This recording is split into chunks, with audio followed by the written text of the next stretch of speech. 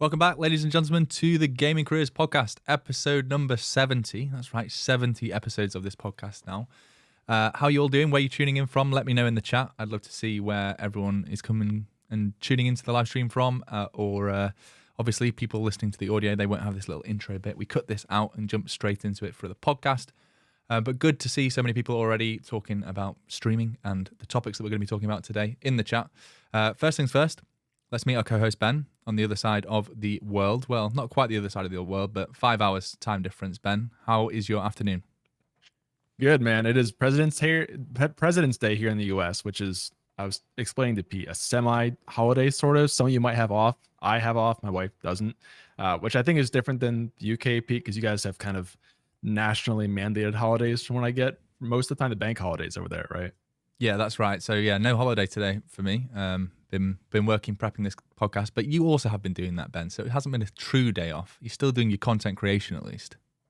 Always, yeah. There's never a break from that. I'm very prepped for baby mode because our baby's about 3 weeks away as of today. So that's my life. But how things been for you, Pete? How's your week been? Yeah, all good. Excited to jump into tonight's podcast. We've got a fair amount of news actually. Obviously, we didn't podcast last week. That was my fault. Don't send any hate to Ben. It was me and a slight allergic reaction actually, but means that we have 2 weeks of news to catch up on today, and we've cut the rubbish from last week's one. So it's now just the good stuff, the juicy stuff. We've got platform updates for Twitter, YouTube, kick.com, and Twitch to talk through, and quite a bit of news for each of those. So Ben, I'll throw it over to you actually. If you got a magic 8-ball or something on your desk and you can choose which platform we start with. Yeah, we've got a lot to pick from here, I think. I guess, do we count Twitter as a platform, Pete?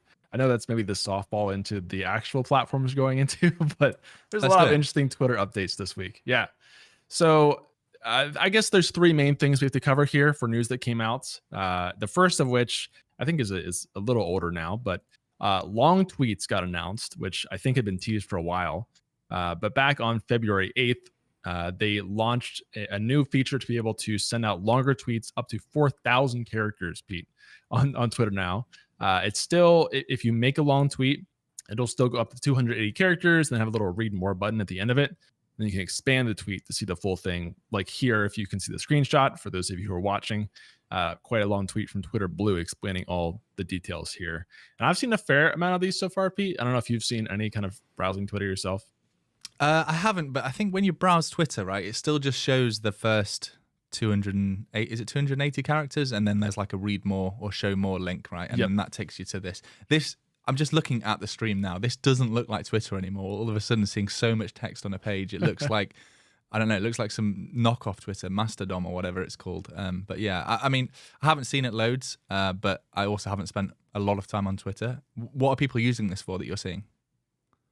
I mean, I feel like this was really inspired by TwitLonger, right? Like you said, that's what the general use has been in the past for longer things.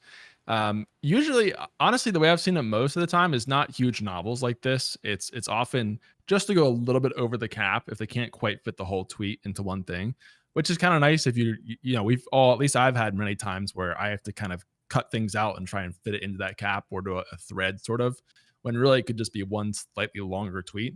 So I guess that piece is nice. Again, I think this is kind of niche, and the reactions to this have been kind of mixed because Twitter's whole thing has kind of been to have the short takes versus, Facebook or Tumblr or wherever you want to go to have longer blog or description type posts. But kind of interesting. I think it is only for Twitter Blue subscribers right now in the US, just to clarify, but I imagine it's coming to the rest of the world pretty soon. It's working for me over here in the UK. Obviously, still Twitter Blue subscriber, but I think, since the announcement tweet, which was just over a week ago, we now have access to it over here in the UK. So I'm not quite sure how far through that rollout is. I don't think it's a massive feature. I think it's one of those things where maybe people are going to use it instead of threads, but people like the engagement of threads and like being able to retweet specific parts of a thread. So who knows? But yeah, plenty of changes. It feels like Twitter is the one that's pushing out the most changes, which isn't surprising considering it's Elon at the helm. But we do have a couple of other little bits. This was probably the worst announced feature that I've seen so far this year, or how not to announce a feature.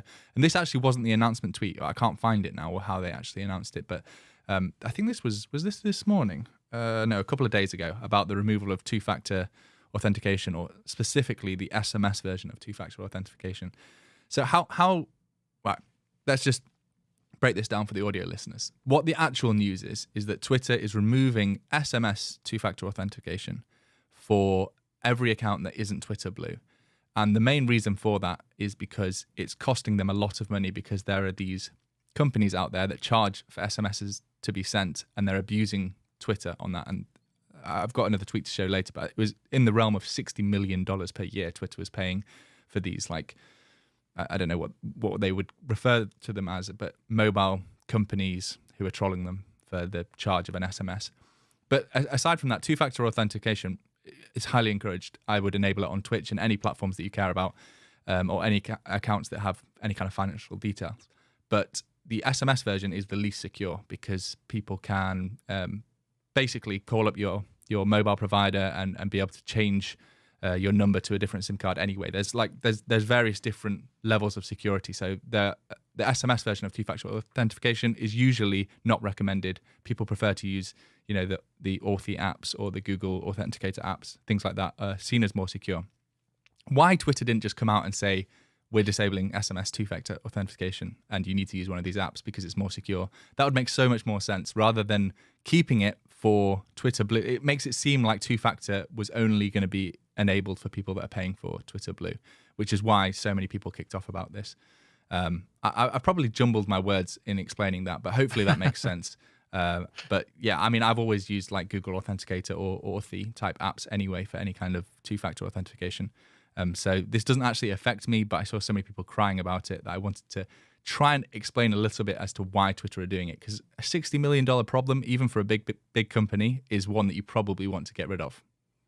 Yeah, I saw what you linked there too about Elon kind of talking about the fact that basically these scam telecoms are coming up and putting out a bunch of fake text just get Twitter to pay them a bunch of money, and the fraud was kind of going crazy from what he's told us at least. So from that reason, it makes sense they'd want to cut back on this.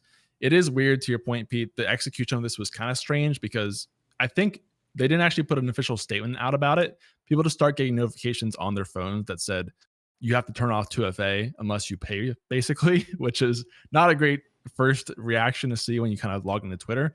But turns out what they're trying to do is put it only on the Twitter Blue, and really seems like to discourage the use of text SMS for 2FA at all. Now, there's a weird question of why is it still enabled for Twitter Blue? Is it just because they want to have something new to add to that tier? Because to your point, I mean, even for Twitter Blue users, it's not like they're somehow more safe than the average user, to my understanding. I mean, even Twitter Blue users can have the SMS stuff abused. So I'm not sure why they kept that. Maybe it's just some way to add an extra perk there. I don't know. Thoughts? Yeah, I mean, I don't know either. It would have made more sense to me if they just removed the SMS to 2FA from everything, but they haven't done that. I guess maybe it's in their head they're justifying it as because they're getting money for Twitter Blue, then they can offset the cost of the SMSs that they're sending out. But yeah, it doesn't really make too much sense. I will leave a link down in the description below this video once we finish the live stream, as well as for the podcast audio, links to some of these tweets, because there was a Twitter Space recording tweet that you should listen to where Elon actually explains exactly the magnitude of these scam SMS things that's costing Twitter 60 million. Yeah, and it's quite interesting to listen to because I hadn't really heard about that. And there's also a blog post from Twitter where they kind of break down exactly why they've had to do this.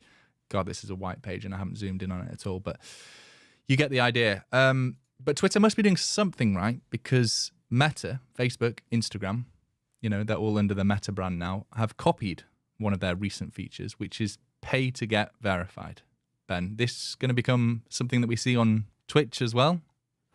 Yeah, I actually made a tweet about that this morning saying that, Meta's doing it now. So it's coming to Facebook and Instagram. And then soon it's going to be pay $8 a month to become a Twitch partner and YouTube partner, right? And it's going to go to every platform because, I mean, it's worked to a degree. I've definitely seen a fair number of users on Twitter paying for Twitter Blue. I've tried it just out of curiosity.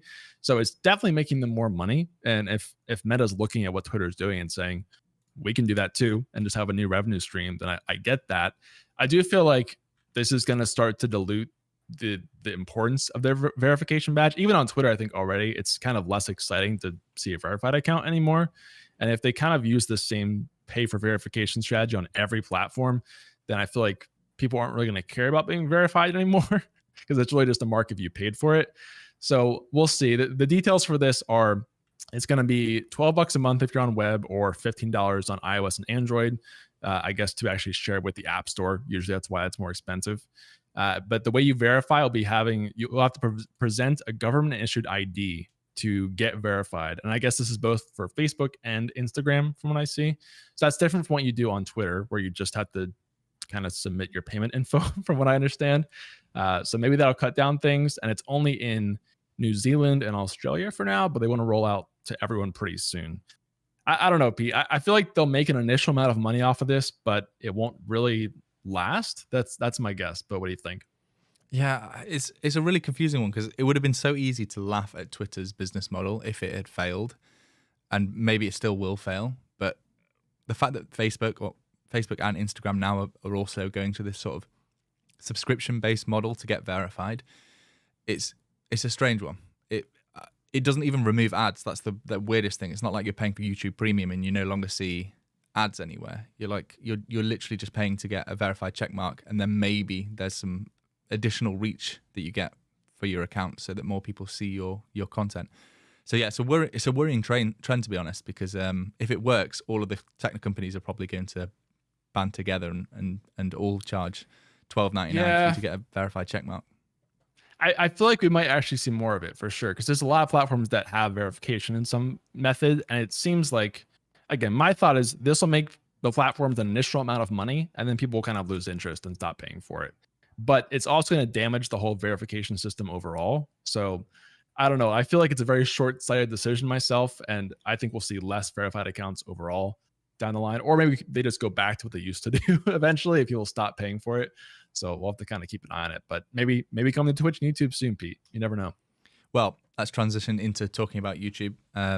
What a segue that is. Some new updates that we've seen in terms of shorts. We've obviously covered shorts quite a lot in the podcast this year because it's been an interesting feature update, and with monetization coming as well. But you can now reply to comments with a short. So this effectively means that, can you remember the good old days of YouTube? This is like way back, where you could make video replies to other videos, and there'd be a little carousel below a video where you could see like 5 or 6 video replies. And that was a legitimate way to grow your YouTube channel, was to make video replies to the big channels, sort of reacting to their content or answering a question or something like that. Sounds like this is almost a throwback to that, but through short form video. So yeah, you can record yourself a little 60-second reply to a comment. And the comments don't even just have to be for comments on shorts. These can be comments on full long form videos as well. So it feels like that feature's kind of coming back in some way. What are your thoughts on this, Ben? Is this something that you see being a useful feature? Is it going to increase the amount of people making shorts? Or is it just going to, they're just trying to tie the two platforms together in some way? Yeah, actually, personally, I think this is just trying to replicate more features that TikTok has, because this is a big part of TikTok. If you go through videos, there are a lot of creators who will reply to a comment with another video.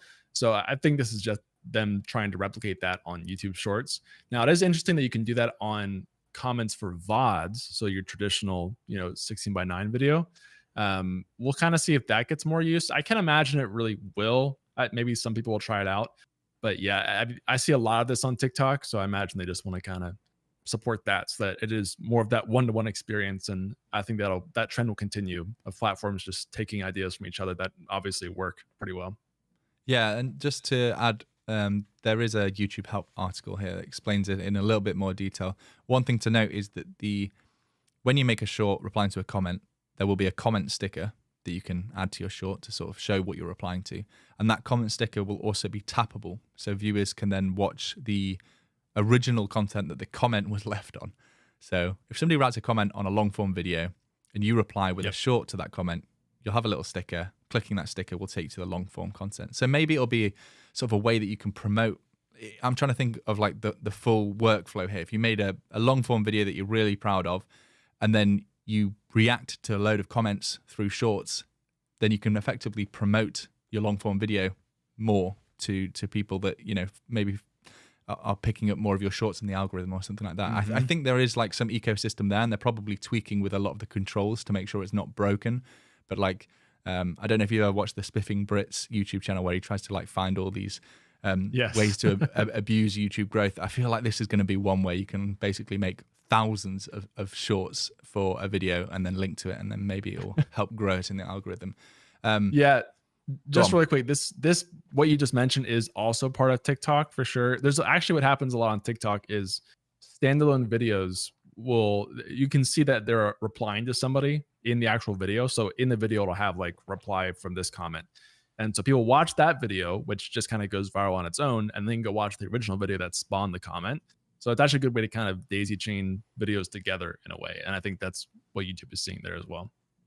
Well, let's go on to talking about I guess the big news in YouTube as of this week or last week is that the CEO, Susan, is stepping down. And I didn't even know this actually before the article came out, but she's been at Google, who obviously owned YouTube, for 25 years. I think she was employee number 15 or 16 or something like that. There was an article that I was reading earlier that basically said when the two founders of Google were starting out, one of their first ever offices was Susan's garage or Susan's basement or something like that. So she was right there at the very beginning, has been at Google and then at YouTube for the past 25 years, but she's stepping it down. I've seen mixed reactions to this, as you'd expect from the internet. You see people that are like, great, Susan was the devil. She, made all these horrible changes. YouTube died under her reign. But you've also seen maybe some more thoughtful takes of that's a great person who clearly cared a lot about creators. You know, we saw Susan do a sit down podcast with Ludwig. Like you don't get that on other platforms. Well, maybe Elon would do it now. I don't know, but you don't typically see somebody in such an important role at a huge platform sit down and openly answer questions about. I think his podcast was about like the removal of dislikes and some of the controversies going on at YouTube back then. But in my opinion, I think it will be a loss. I think YouTube has been really well run and kind of similar to when we lost Ryan from the live streaming gaming side of YouTube. It's nice just to have that focal point of somebody that clearly cares and announces a lot of the news. So we do have some info about who's coming in. Ben, what can you share about that? Yeah, so the replacement is going to be Neil Mohan. I hope I said his last name right. Who's the chief product officer and is going to be the new head of YouTube. He actually has been pretty active already in YouTube.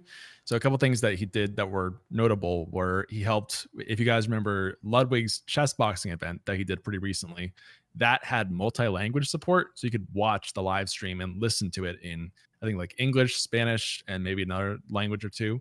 And that tool was built by Neil. So it's good to hear that he's kind of got some interest in live streaming. I think you have here, Pete, worked on YouTube TV, YouTube Music, Premium, and Shorts. So definitely beyond just live streaming, he has a wide experience with all kind of the partnership and kind of YouTube Plus aspects of the business, which is really good. And it seems to be pretty confident that he can kind of pick up the job. I know he has been somewhat active on Twitter.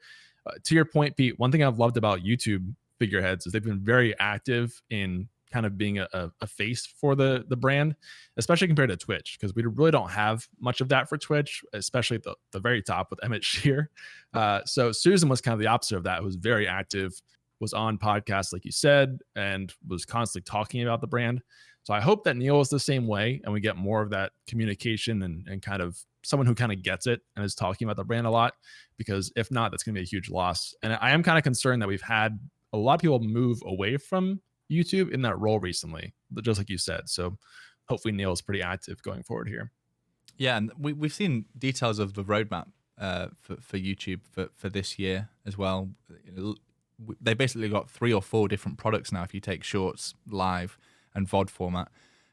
It's a big platform and loads of engineers are going to be working on it to improve it and try and make it as competitive as an offering. I mean, it dominates the video on demand space, but in terms of vertical video and in terms of live streaming, I would say it's a competitor with TikTok and Twitch and all those different platforms. So there's plenty of work to be done. I just really hope that we get somebody that cares about the creators, because I think that's just such a key part, seeing somebody that either has been a creator in the past or somebody that really seems to understand that side of the story to make the decisions. I'm sure that the person stepping in, what did you say his name was, Neil or something? Yep, Neil has been at YouTube for a while and worked on, like I said, or like you said, YouTube Music, YouTube Premium, and Shorts. I think most recently he's been working on Shorts, so I wonder if he'll have a bias towards that. If we'll see some shift in the algorithm that really pushes a lot of Shorts, but I'm sure Google have assigned the right person. So fingers crossed that they make the right decisions. I think that's it for YouTube news. So Ben, again, your magic ball. Do you want to do kick.com or Twitch next? Maybe we save Twitch for the end because that's what most viewers care about. But kick.com actually releasing a fair bit of news. Well, is it actually them releasing it, or is it Trainwrecks who seems to sort of be the figurehead? Let's start by talking about some big streamers that are apparently moving over to kick.com, and they're all sort of in the same group, aren't they? I don't have a term for these sort of live stream fail based streamers. Aiden Ross, Kai Cenat, iShowSpeed.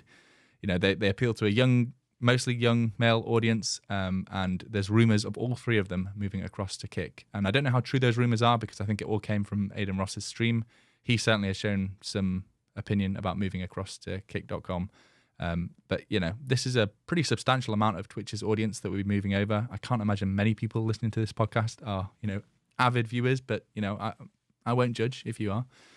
But if kick.com can start to sign big streamers, could it become a major player, Ben? I mean, we've been hesitant to think that it can be, but there's enough good news this week that if it went that way, you wouldn't be too surprised. Yeah, I mean, if this is true, so Aiden, to my understanding, has moved over. Now, to be clear, I don't know a ton about these streamers in terms of watching them, but they are huge streamers that are kind of on this short list. So Aiden has been very huge on Twitch for a while, has streamed over there a couple times. I know that he's talked to Kai, that's one of the streamers that's called out here as well. And those two alone pull a huge amount of viewership on Twitch right now, Pete. I think Kai, he's currently streaming to 130,000 people on Twitch. So that plus what Aiden pulls would be massive. And then I know he mentioned Speed as well, who I think is one of the top YouTube streamers. I know he's always in the kind of the year in review things we talk about in terms of top YouTube streamers. So I think there's a chance here. Now, there's a lot of questions we talked about in the past about, like, is Kick a real viable platform? It's kind of funded by stake and very heavy into gambling, which I know some of you in chat are talking about as well. But at a certain point, I mean, if you get enough viewership coming to the platform, then it could become compelling. And it reminds me a little bit of like the Mixer situation way back in the day, Pete, where we had like 2 really big people move over, and that wasn't enough to really make the platform viable. But if you have 4 or 5 top people moving over and their own kind of community going in there, then maybe. Plus, we talked about the Alfa Romeo partnership earlier. So there's definitely some good headwinds here. I will say, like, Kick is doing better than I thought they'd be doing at this point in the year, Pete. What about you? Yeah, I mean, kind of similar. It all comes down to the fact that it's funded by gambling, though, doesn't it, at the end of the day, and where people's ethics lie in terms of that. So, yeah, I mean, we'll see. From my personal opinion, if these big streamers leave, they have a very young audience. So that, to me, seems incredibly predatory by Kick if they're, trying to get a young... There's no chance that Kick don't know the kind of streamers and the kind of viewership that they bring across to a platform. We've talked about how YouTube has been very tactical about these sort of brand-friendly streamers that they've signed to their platform. People like Courage, Valkyrie, Tim the Tap Man, countless examples, Ludwig, of people that can go outside of just streaming content and be more mainstream and more popular. So this seems like a very different category that Kick.com are potentially chasing. But I don't know if it's so much Kick chasing them as it is, Twitch and YouTube having restrictions that apparently don't exist on Kick. But I'm sure they will if they get big enough. Yeah, one thing just to mention quickly, I know it's going back a bit of news, but Teched Out said Ludwig tweeted at Neil asking for an interview for his podcast, and it seems like it will be happening. So that would be really interesting if we get the new CEO of YouTube also on a live stream podcast where all kinds of questions get asked. I want this to be as interactive of a show as possible. So trying to pull in some comments when we can, when we see little tidbits like that. So thanks for sharing that with us, Teched Out. Yeah, speaking of that, I mean, kind of on this discussion we're already having, crazy Mr. Pips was asking, do you think it's worth starting on Kick right now? Which is maybe an option. I will tell you, I went ahead and got my usernames on Kick just as a very early precaution. I do not have any plans to stream there yet, but I think that's always a good idea, just in case a platform blows up and you want to have that option. One addition to this that came out recently was some more details on the creator program for Kick, which the big one we knew about was that it's going to be 95-5 sub split for creators, which Trainwreck has talked a lot about. But in addition to that, he said it's going to be 100% of on-site non-third-party donations. That's his verbatim wording, which is very strange wording to me, Pete.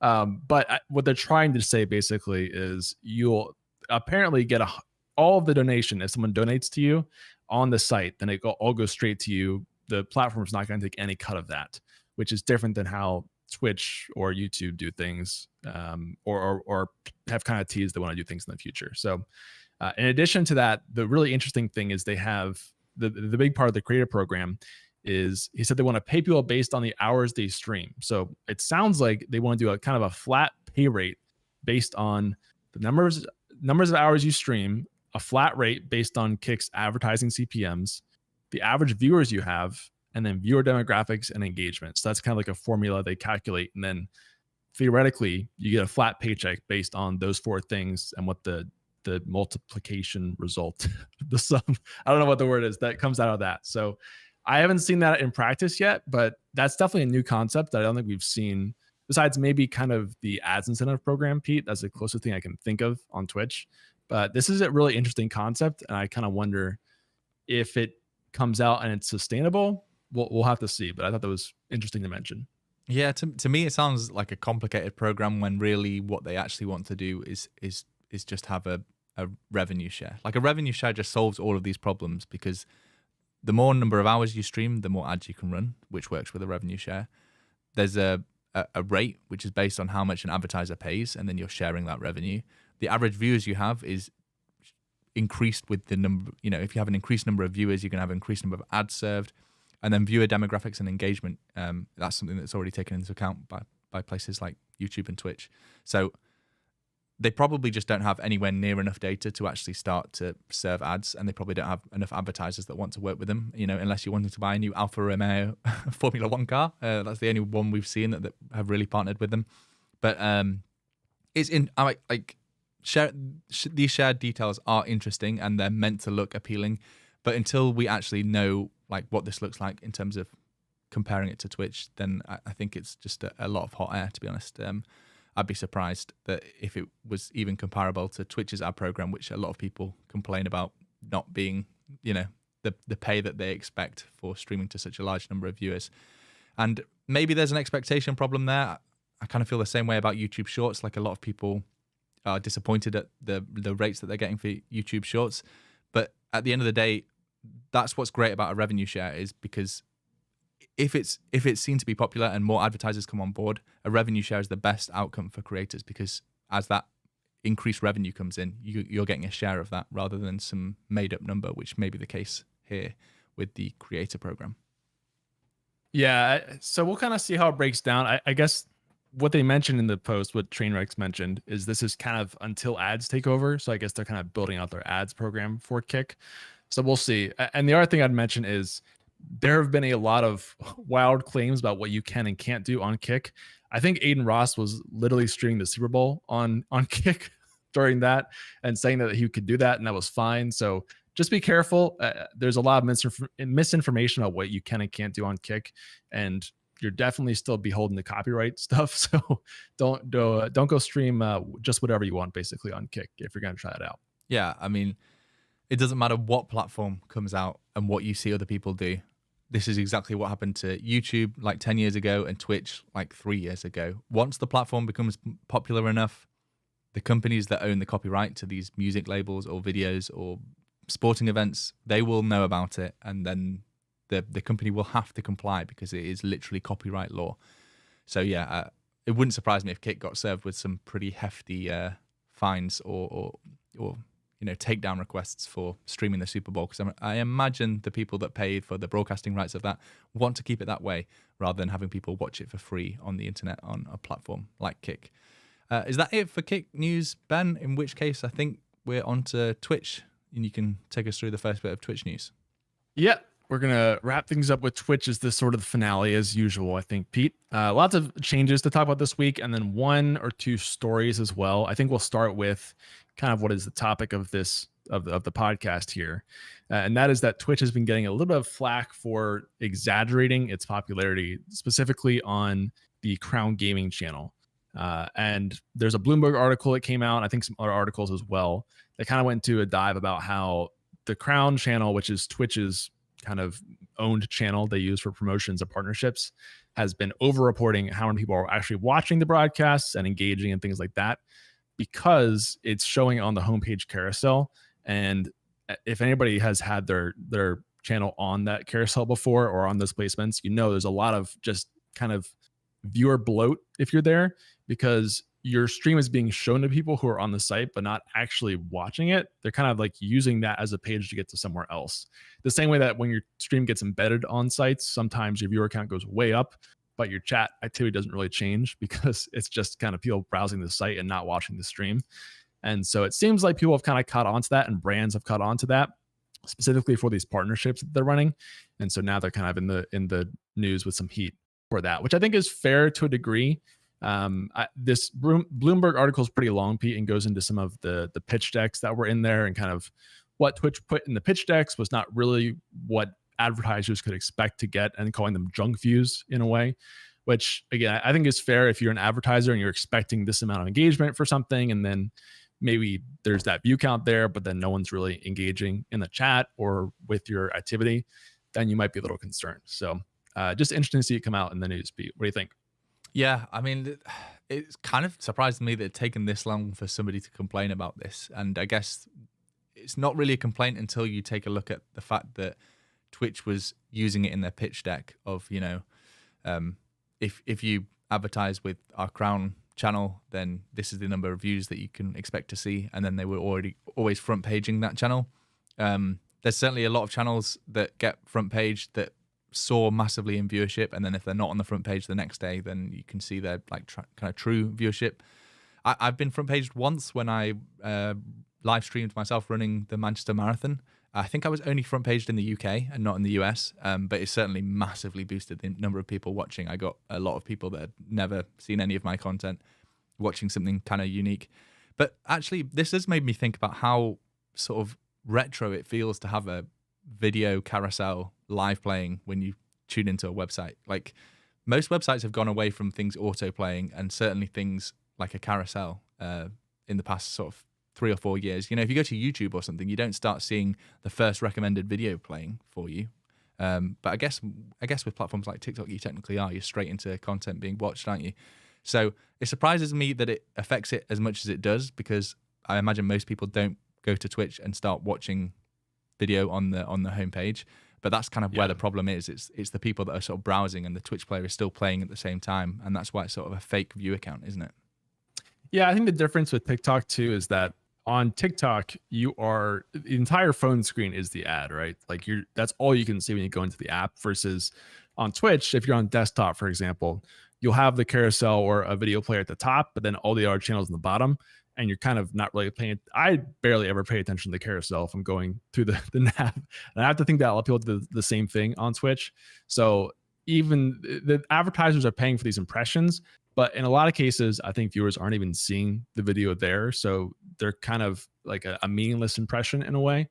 Now, I think there's some value to say that you can sort impressions versus engagement if you're an advertiser, and maybe like you'd be looking for a certain number of chat messages versus just displays and views. That's very typical in the advertising world. But I do think this is a fair kind of crackdown in a way on Twitch, because most brands, if they're smart, don't really care about just impressions. They want to have people who are actually involved and engaged in the broadcast. So I feel like Twitch will move away from just saying, look how many views that we had, look how many hours watched we had, versus here's how many chat messages we had, here's how many people, unique viewers, things like that. So I think that'll be good for the industry overall.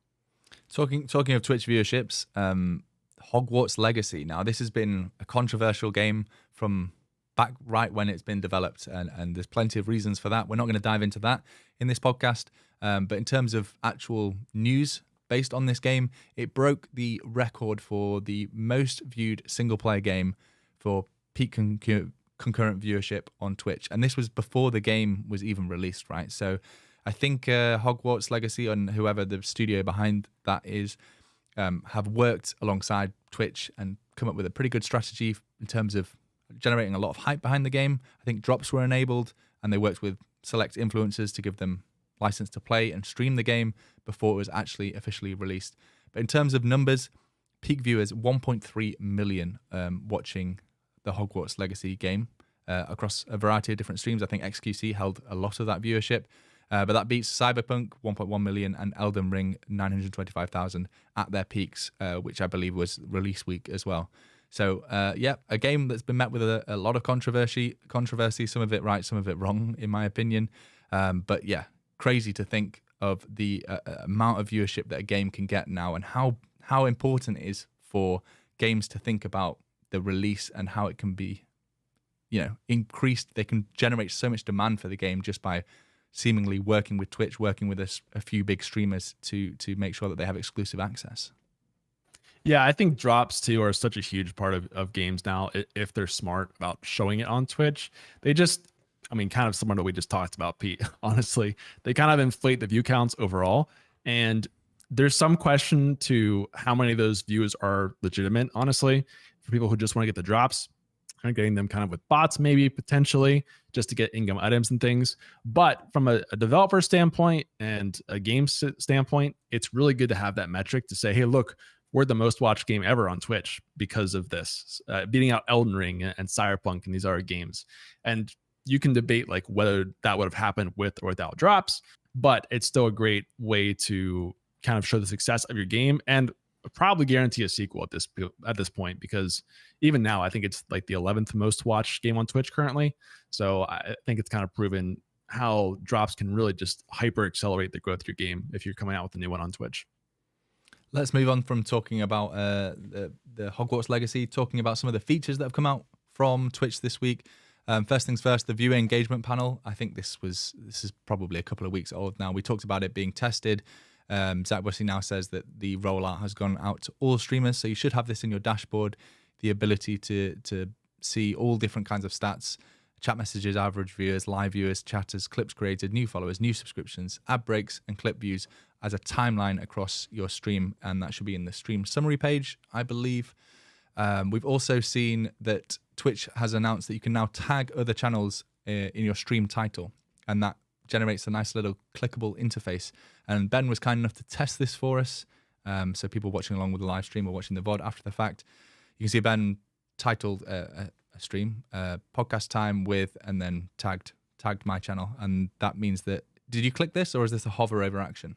That's a hover, yeah. So for those of you listening and not watching, if you hover over the name in the title, it pops up a little card with, in this case, Pete's channel, his bio, how many followers he has, and then links to each of his socials, which this is actually a really cool change, I think, Pete. The fact they have all this kind of in the hover state is really interesting, and maybe the first good use of the bio and socials that I've seen on Twitch. So this is a kind of a cool change.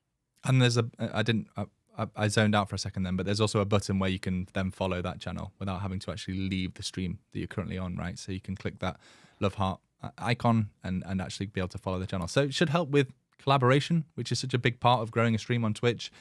So yeah, now if you're streaming with somebody else who's also live or somebody who's not live, you can tag them, and your viewers can see where to follow their channel on Twitch as well. Oh, and also just to share actually how you do that, Twitch did share how you do that. So you use the @ symbol and then the channel name. So just the same as how you would tag somebody on Twitter or now on YouTube as well. It seems to be pretty consistent across the board. What else have we got, Ben? Do you want to take us through channel skins, maybe the next one? Yeah. So this is something that we talked about in the sort of year roadmap that Twitch put out earlier this year. Channel skins are now in testing from what Twitch has said. And I think they've only done it with one channel so far, Pete, which was for Soda Poppin'. Basically what channel skins are is an overlay on the channel, and there's a picture here which will make it better if you're able to see the picture to understand this. But it's a little card that shows over your chat if you're on desktop, as well as a pop-up card banner, kind of like the lower thirds that you might have seen on Twitch in the past, that just shows underneath your video. And it's kind of like your channel logo times sponsor. And the idea, I believe, is that Twitch wants to sell these to sponsors to kind of lay onto certain channels in a more engaging and interactive way than advertising has been so far. So to my knowledge, this is the only test I've seen so far. In this case, it was Soda Poppin' and Starforge, which is part of that whole network for PCs. And there's like a little CTA at the very bottom of the video player that links out, I would guess, to the actual website to go look at PCs. Same thing for right above the chat. And those are the two main call to actions that I can see, plus a little channel sponsor text in the bottom right of the video player. So it's pretty clear in those three placements that there's a sponsorship going on. I think this is kind of cool. This one's interesting because I believe Soda is actually involved with the brand, so it's a very natural collab. I wonder if we'll see, Coca-Cola or like random big ads on here, or if this would be more saved for unique sponsorships. So we'll kind of have to see how it rolls out, but it's very much in beta for right now, Pete. Is this more intrusive or less intrusive than you thought it would be when you first saw the sort of text description of streamers being able to work directly with sponsors through Twitch and sort of rebranding elements of their page around their stream? Because in my opinion, I think I described on the podcast that it was going to feel like we're going back to the 90s websites where you'd have like a full display ad behind the Twitch player and you sort of have G Fuel massive writing down the side of each side of the stream. So to me, this sort of seems less intrusive than I thought it would be. It does already annoy me that the Twitch video isn't taking up the full window because it's sort of shrunken so that it can show this sort of sponsor message at the bottom. But in some ways, honestly, maybe this is just the fact that I've been so tainted from the internet. But it's not as bad as I thought it was going to be. It kind of looks fine in some ways, but I imagine some streamers probably aren't going to use it just because it's a slightly worse viewer experience. So maybe they'll just, do undisclosed channel sponsors rather than this way, which is nice and clearly disclosed that you're working with a sponsor. Yeah, so I kind of agree with you in the way that I thought it'd be more of the full page experience. And I also wonder how this looks on mobile, honestly, because this is very much a desktop view that we have here. I do think the worst part of it is that it shrinks the video of the stream. If they could just adjust that so that you still get a full-size video player, but still have the overlays, I think that would solve a lot of the issues. I kind of like this overall, though, because it makes it really, really clear that it's a partnership. And I think if you do it with a brand you're really interested in, then it can be kind of cool for viewers to come in and see, hey, this brand's working with the streamer I really like. And it's a very kind of exciting connection versus just some random ad thrown onto your channel that you may or may not have any interest in. So I like the idea. I think it's maybe a little overboard on the execution, specifically on shrinking the video. And then they've kind of got like two things overlaid on top of the video right now. So that might be a little much. I think they should probably, since this is a test still, Pete, hopefully they can change it so that it doesn't cover so much of the video and more of just having things around the video. I think that might make it better, but we're going to have to wait and see. There's two things I want to know. I want to know, firstly, what happens when you click on one of these elements. I presume it just opens up a new tab and goes to sort of whatever link, in this example, Starforge PCs have worked on with Twitch. But it'd be cool if it sort of, opened a little pop-up in the middle and talked about Soda Poppin's relationship with, or something like that. But I'm probably asking too much. The second thing, maybe more interestingly, you can see in this screenshot, a hype train is close. He's only one stage away from getting a hype train. What happens when a hype train happens at the same time? Because the sort of stream chat ad banner is in place of where a hype train goes. So Twitch has got to prioritize. Do you want the money from the advertiser or do you want to promote the scam train? The hype train. Yeah, that's a good point. I mean, I assume they want to have both. It looks like they've got a smaller, like the drop down plus the banner. So I guess they could probably do both. But that's a good point. When you're building things like this, there's so many pieces to Twitch now that I'm sure they have to take all this into consideration for how it changes. And they have said it's a test, so I hope they change things up and kind of take some of the feedback, because I think this has a lot of potential. They just have to kind of get it right. So hopefully they get there. All right, last piece of news to talk about is that TwitchCon has officially been announced, both the European and the American versions. Again, this is maybe a week old news, but a lot of people might not have seen the tweets or heard the announcement. So the dates for TwitchCon EU is the 8th to the 9th of July this year, and it's happening in Paris. I think that was all already known. I knew some people had already booked hotels. And then there was a leak, I think, last week or 2 weeks ago about the American one, and people were discussing, is it going to be true? Is Twitch actually going to have TwitchCon in Las Vegas the same year that they sort of reduced gambling on Twitch? They're going to have it in the capital of gambling itself. That is the 20th to the 22nd of October. So kind of the same sort of time periods that they usually have. They usually have the EU one in the sort of April, May, June. So it's a slightly bit later in July.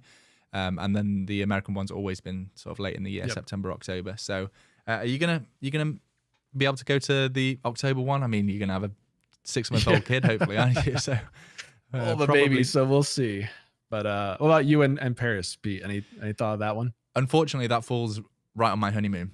So no, won't be making it. I don't think I'll make either of them this year. But I do want to go back to them. So I went to quite a few back when Gaming Careers was first growing. I went to the American one, I think 2 or 3 years in a row, and loved it. Exhausting traveling from the UK for like a 3-day convention. I usually try to make a week out of it and see some people whilst I was out there. But it's always good fun. You always come back super motivated. So if you do have the opportunity to go, or if you are going, then make sure you link up. We'll have a channel in the Gaming Careers Discord where you can sort of find other people from the Gaming Careers community that are going to TwitchCon, and you can meet up. But I've met so many community members and had such a great time at TwitchCon, so I definitely will go back to them once I can. My priority actually is probably to go to the American one so that me and you can finally meet in real life, because it's a travesty that relationship hasn't developed years now, Pete. Over the internet. I know, it really is bad. So yeah, let us know in chat if you're heading to either of the TwitchCons. And it's good to see that they're still doing both the European one and the American one. So hopefully next year we'll be able to make some of those. But I believe that is it for the topics this week. Quite a lot that we've recapped. So lots of Twitch updates, the Kick program, creator program, and some streamers moving over to it. YouTube replying with shorts to comments, and Susan stepping down as CEO.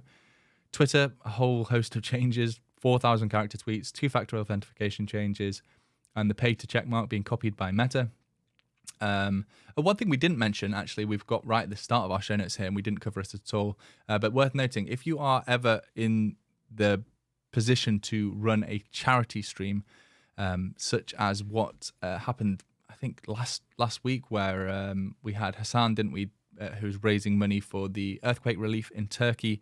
He was using a charity platform called Softgiving, and some news has come out about Softgiving. So if you were planning on using them to make a charity stream, you probably shouldn't, because it turns out that they take 50% of the donations commission and then a 4% processing fee on top of that. So I don't know if they necessarily do take that, but in their contract it says that they can take that. So I don't know how much money Hassan actually ended up raising, but I think it was $1 million maybe or something, 200,000, a significant amount of money anyway. If they're taking half of that, there are plenty of actually good charity platforms. Twitch has built its own one now, so use that if your charity is supported on Twitch's charity tool, I think it's called.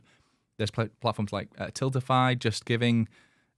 These aren't scummy charity platforms where they actually give your full donation or people's full donation to the charity rather than taking huge amounts of the commission. So just worth pointing that out. It's not really, I don't like covering news that's so negative, but I know a lot of people do charity streams time to time. I was just talking earlier in this podcast about my marathon live stream, which I did and raised money for charity. And there are plenty of good platforms out there to use. So I don't want to end on a negative note. Ben, give us something to look forward to this next week. What we got to look forward to? We'll see. I mean, hopefully we'll get some more of the updates that Twitch mentioned. I'm still waiting for news on the TikTok feature, Pete, because I mean, I don't think it'll come till end of year, but you never know. Maybe they'll get it out earlier. We have seen a couple things. We got channel skins shown. We've got tagging channels. Those are some good changes. So hopefully we'll have some more of those things that Twitch promised coming soon. And maybe, I guess, having the new head of YouTube on the podcast with Ludwig, because if that happens, I'm sure we'll get some good insight into what his kind of thoughts are for the next year or so. So that'll be cool. Speaking of podcasts, anybody listening to the audio of this podcast, please do leave us a review and a rating on Spotify or Apple Podcasts or wherever you do. If you can leave like a thumbs up or a star rating, it does help the show grow into new recommendations for other people. Maybe we can grow to the heights where we can have the YouTube CEO on our podcast, where we can ask the real hard-hitting questions, not like Ludwig with his podcast. No, honestly.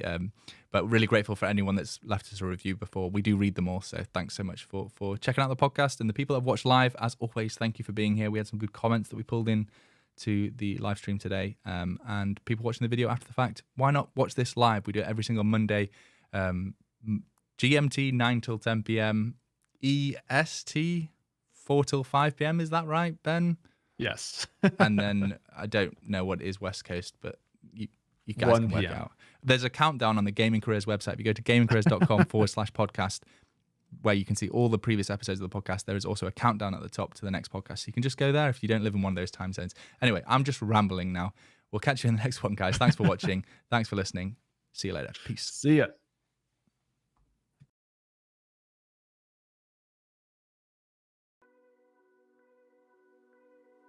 I shouldn't want you, I shouldn't need you, but I'm afraid that's not up to me.